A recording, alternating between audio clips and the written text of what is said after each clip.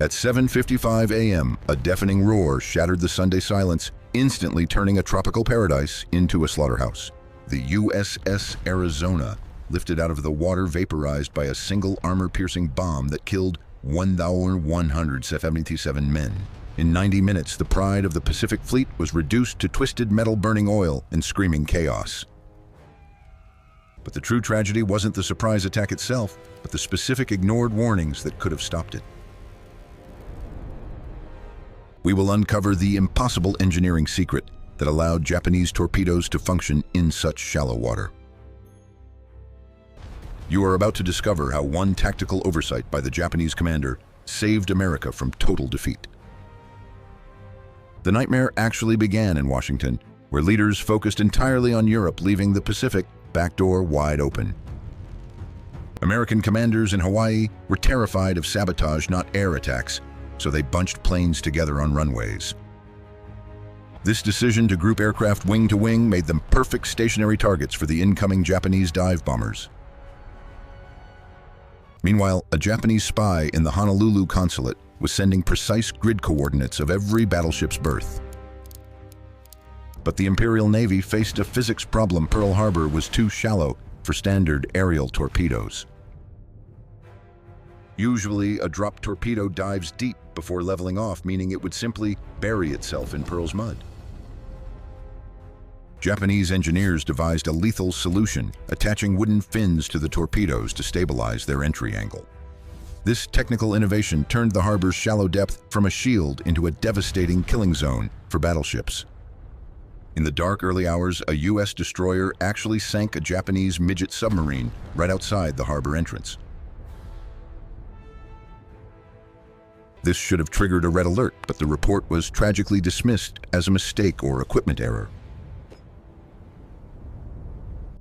Wait a moment. Then a radar operator spotted the massive incoming air armada, a blip larger than anything he had ever seen.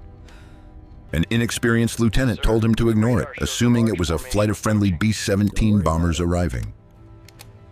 That single devastating miscommunication sealed the fate of over 2,000 Americans who were just waking up. The first wave struck with surgical precision, targeting the airfields first to prevent any American fighters from taking off. With the skies clear, the torpedo bombers began their butcher's run against the helpless battleships moored along the row. The USS Oklahoma took 5 torpedo hits, capsizing so fast that hundreds of men were trapped alive in darkness. Rescuers could hear them banging on the hull for days, a haunting sound that traumatized the survivors forever. The USS West Virginia and California sank at their moorings, their hulls ripped open by the modified shallow water torpedoes. Amidst this hell, an untrained mess attendant named Doris Miller grabbed an anti-aircraft gun and fought back. His heroism became a legend, proving that American resolve was instant even in the face of total catastrophe.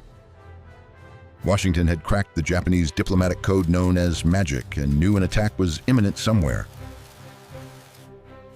But a toxic mix of bureaucracy and incompetence meant the final warning arrived in Hawaii hours after the attack. The Japanese pilots, fueled by a warrior culture, believed dying for the emperor was the highest possible honor. They strafed civilians and hospitals, turning a military operation into a brutal war crime that enraged the American public. Yet in the middle of this tactical masterpiece, the Japanese attack leader made a critical, fatal judgment call. After 2 devastating waves, his pilots returned to the carriers ready to launch a third final strike. This third wave was designed to destroy the massive fuel oil tanks and the dry dock repair facilities. The task force commander, fearing American counterattacks, canceled the third wave and ordered the fleet to withdraw. This was the single greatest strategic blunder of the entire Pacific War, ensuring Japan's eventual defeat. Without those fuel reserves, the surviving U.S. fleet would have been forced to retreat all the way to California. Destroying the oil would have bought the Japanese Empire 2 years of uncontested dominance in the Pacific. Instead, the surviving infrastructure allowed the U.S. Navy to resurrect its fleet with miraculous speed and efficiency. The salvage crews performed impossible feats, cutting into capsized hulls to save men and refloat massive battleships. But the real miracle was what was missing from the harbor that morning: the American aircraft carriers.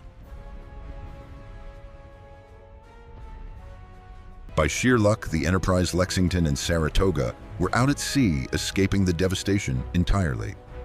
The Japanese pinned their hopes on sinking battleships, failing to realize that the era of the battleship was over. Their attack proved that air power was king, yet they left the American queens, the carriers, alive to fight. The psychological impact on the U.S. was not fear, as Japan hoped, but a cold, terrifying fury. The sleeping giant had been awakened, and its industrial capacity was about to drown the Japanese Empire. Recruitment offices across America were flooded the next day, with young men eager to avenge the sneak attack. The phrase, "Remember Pearl Harbor," became the rallying cry that fueled the war effort for 4 long years. Intelligence officers immediately began restructuring their networks, determined to never be caught blind by an enemy again. The failure at Pearl Harbor directly led to the aggressive, code-breaking operations that would later win the Battle of Midway. We must analyze this not just as a tragedy, but as a masterclass in the cost of complacency. That changed the entire dynamic of the engagement. The U.S. military had underestimated the enemy's capability, blinding themselves with racial bias and arrogance. They ignored the impossible technological advances of the Japanese, assuming shallow water was a permanent safety barrier. This teaches us that a determined adversary will always find a way to engineer around your perceived defenses.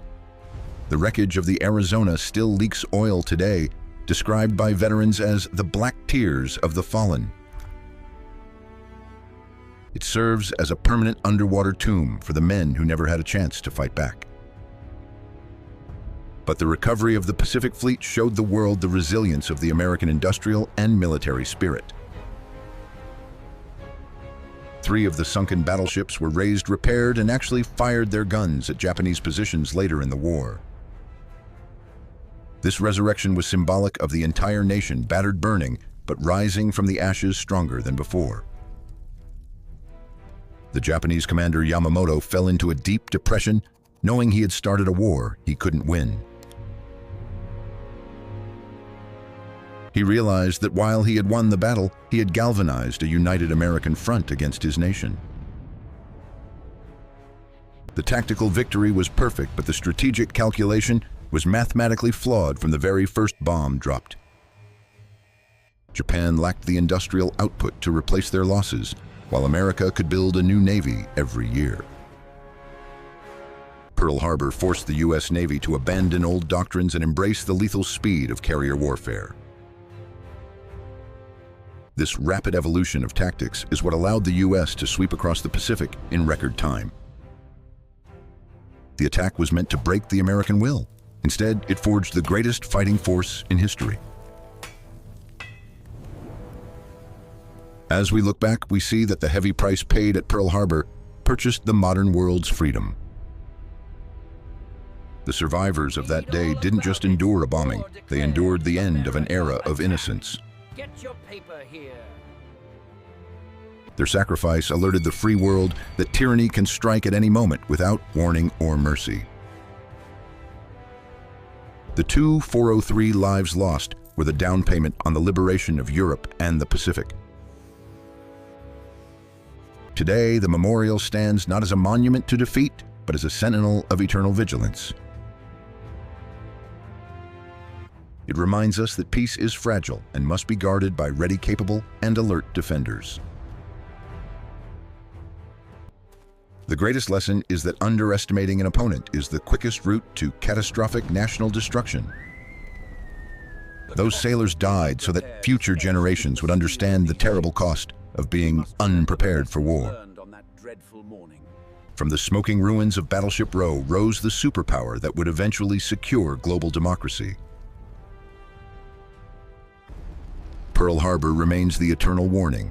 In a dangerous world, weakness is a provocation and vigilance is survival.